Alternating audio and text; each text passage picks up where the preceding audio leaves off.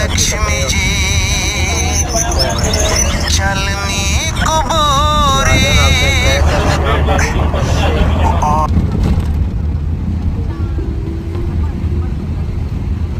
Check कर सक रहे हैं। पेड़ हो गया जी अगर होना पड़ा है वो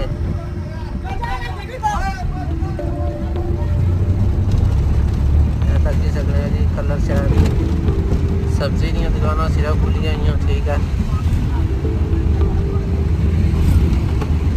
बेकरी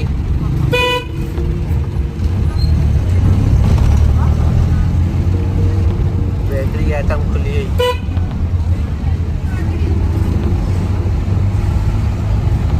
और तकरीबन सारिया दुकाना जरा बंद जहाँ सबसे चेक कराने पे सुबह तकरीबन 8:30 पौने 9 का टाइम सारा शहर बंद आ तकी सकते हो। गड्डियाँ नहीं हम तो रास्ते हुआ जी कोई नहीं रोड तकरीबन जरा घाटी है ना होने ने बराबर ही।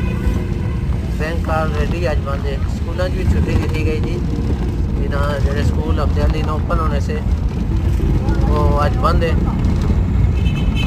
चेक कर सकते हो कलर से दाने 8:30 पौने 9 बजे दरमियान तकरीबन शटर डाउन आता हाल जारी। बेकरी सब्जी नहीं दुकाना खुली हुई पेट्रोल पंप मेडिकल स्टोर